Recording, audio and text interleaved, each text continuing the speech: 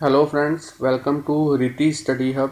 तो आज का जो हमारा टॉपिक है वो है कि ASP.NET के अंदर हमने कैसे हिट काउंटर और कह सकते हैं व्यू काउंटर क्रिएट करना है। तो हिट काउंटर बेसिकली ऐसी फैसिलिटी है जिसके थ्रू आप कितने टाइम्स आपकी वेबसाइट जो है यूज़र के थ्रू विजिट्स हुई हैं, तो उनका सारा जो एक तरह की नंबरिंग है। जैसे ये यहाँ पे डिस्प्ले हो रहा है 11, इसका मतलब 11 बार आपकी वेबसाइट ओपन की गई है। तो ऐसा काउंटर आपने कैसे क्रिएट करना है कि ताकि आपको पता चल सके कि नंबर ऑफ़ विजिट्स कितनी है यूज़र्स की, या कह सकते हो कि कितनी बार आपकी वेबसाइट जो है विज़िट हुई है।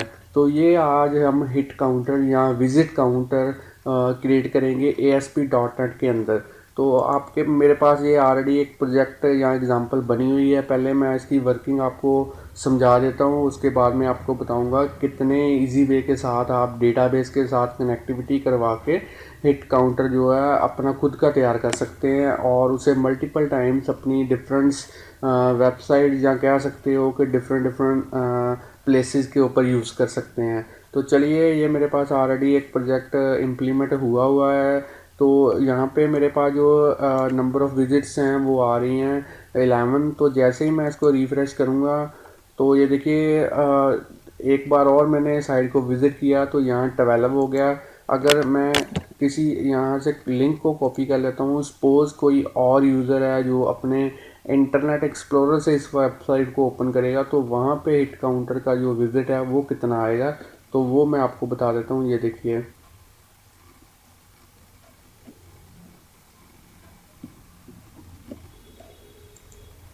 तो जैसे यहाँ पे मैंने इसको पेस्ट किया अपने लिंक को सर्वर के, तो जैसे ही मैं एंटर करूँगा तो मेरे पास जो व्यू काउंटर है वो 13 हो जाएगा, क्योंकि पिछली बार 12 था। और अगर वेबसाइट एक बार और विज़िट हुई तो वहाँ पे जो विज़िट काउंट है वो आ चुका है 13। तो ऐसा काउंटर आप बड़े ही इजी वे के साथ जो है क्रिएट कर सकते हैं। तो चलिए मैं आपको बता देता हूँ कि कैसे हमने ये वाला जो है प्रोजेक्ट है इम्प्लीमेंट करना है। तो चलिए, एक नया वेब फॉर्म सबसे पहले ऐड कर लेते हैं अपने इसी प्रोजेक्ट के अंदर, ताकि मैं आपको इसकी इम्प्लीमेंटेशन बता सकूं कि कैसे आपने ये क्रिएट करना है। तो मेरे पास ये डायलॉग बॉक्स आ चुका है। तो यहाँ से मैंने वेब और वेब में से वेब फॉर्म, और यहाँ पे आप अपने अकॉर्डिंगली कोई भी पेज का नेम असाइन कर सकते हैं। तो मैं डिफ़ॉल्ट नेम ही रहने देता हूँ। तो इसको ऐड कर देता हूँ अपने प्रोजेक्ट के अंदर।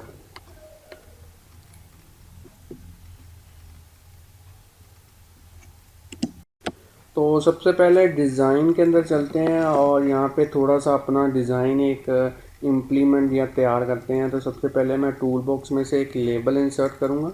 तो लेबल के ऊपर जैसे ही मैं डबल क्लिक करूँगा तो लेबल मेरा जो है वेब फॉर्म के ऊपर इंसर्ट हो जाएगा। तो चलिए, यहाँ पे मैं लिख देता हूँ हरिती स्टडी हब। तो ये जस्ट चैनल की प्रमोशन के लिए है।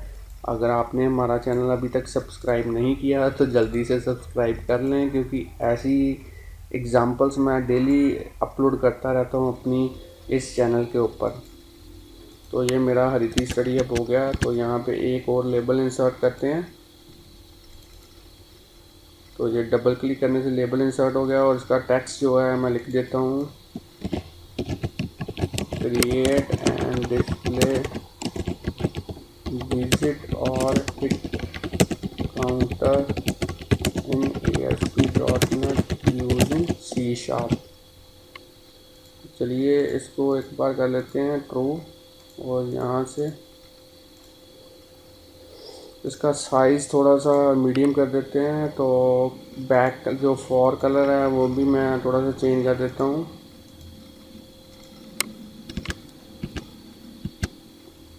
तो अब हमने जो आगे लिखना है वो लिखना है hi welcome to our website. Hi welcome to our website. और यहाँ पे हमने एक लेबल इंसर्ट करना है और इसकी जो टेक्स्ट प्रॉपर्टी है वहाँ पे लिख देते हैं वेबसाइट व्यूज़।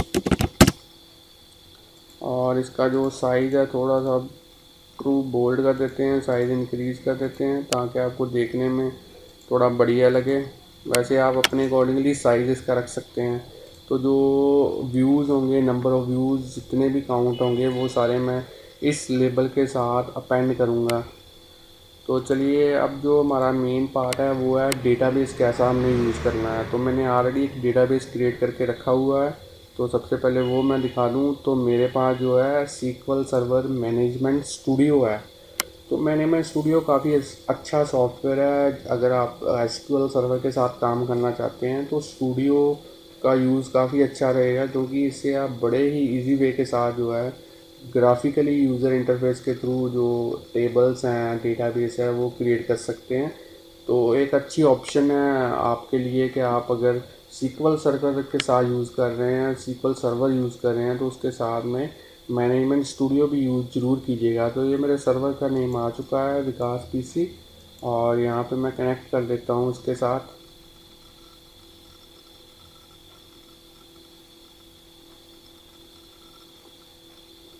तो ये देखिए, स्टूडेंट जो मेरी कनेक्टिविटी है सर्वर के साथ वो हो चुकी है। तो चलिए, डेटाबेस में से आपको दिखा दूँ कि कैसा डेटाबेस मैंने यूज़ किया है। तो मैंने डेटाबेस का नेम जो यूज़ किया है वो है माई वेबसाइट।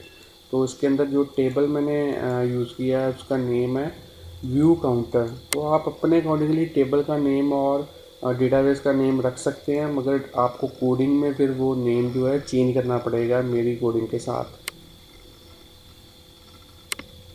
तो एक बार मैं टेबल का आपको डिज़ाइन दिखा देता हूँ कि किस तरह की कॉलम मैं यूज़ कर रहा हूँ इस टेबल के अंदर। तो मैंने जो कॉलम है वो एक ही यूज़ किया है।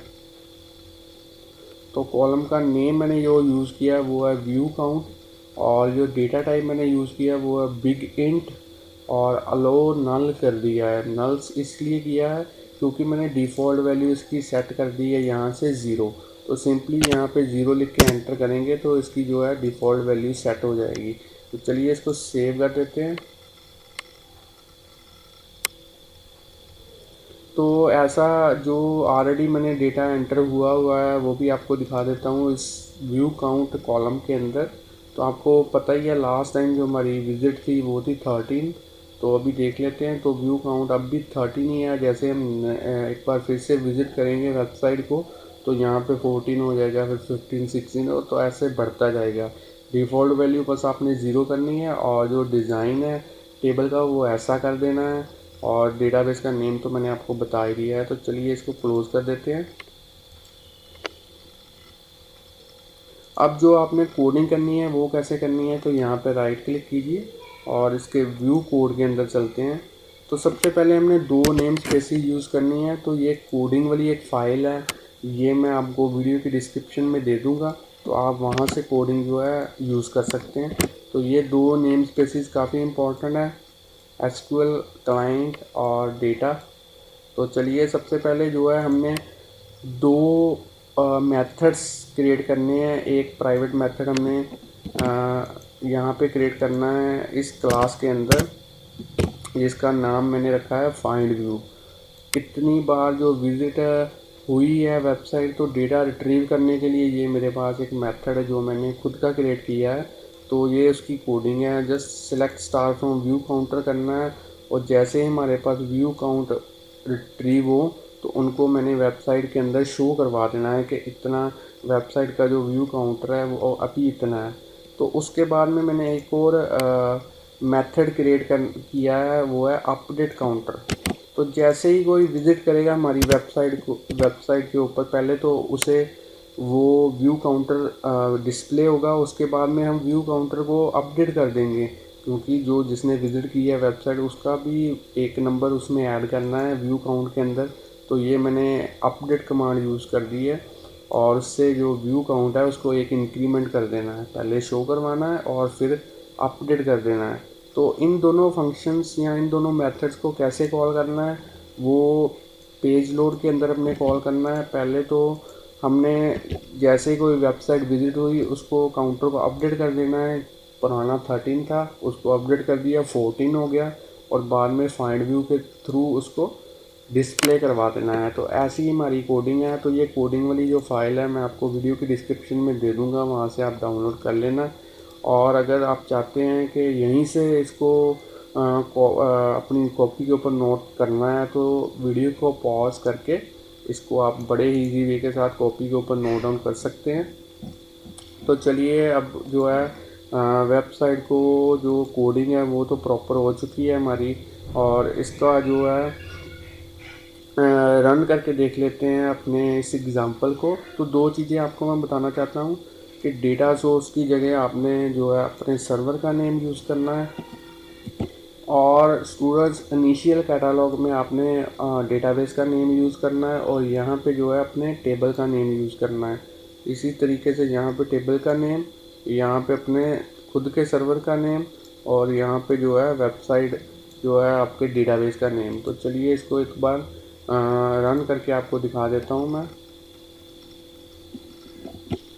तो स्टूडेंट जो मेरा प्रोजेक्ट है वो रन हो चुका है, ये वाली एग्ज़ाम्पल।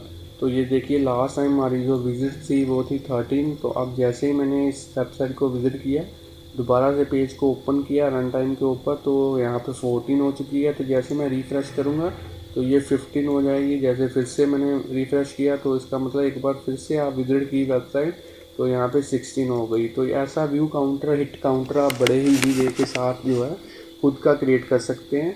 तो इस तरह की जो वीडियोज़ हैं वो मैं अपने चैनल के ऊपर अपलोड करता रहता हूँ। तो अगर आपको हमारी वीडियोज़ अच्छी लगती हैं तो इनको लाइक, शेयर और कमेंट ज़रूर कीजिएगा। फेसबुक के ऊपर हमारा एक पेज है, उसको भी लाइक कीजिए। डिस्क्रिप्शन में मैंने वीडियो के डिस्क्रिप्शन में मैंने उसका लिंक दिया हुआ है। तो अगर आप चाहते हैं कि इस सारे ट्यूटोरियल की एक डीवीडी चाहते हैं पर्सनली अपने लिए, तो आप उसको भी ऑर्डर कर सकते हैं। तो कॉस्ट काफ़ी मिनिमम है। तो वीडियो की डिस्क्रिप्शन में मैंने बताया हुआ कि कैसे आप जो है डीवीडी परचेज़ कर सकते हैं, तो वो आप एक बार देख लें। तो thanks friends for watching videos.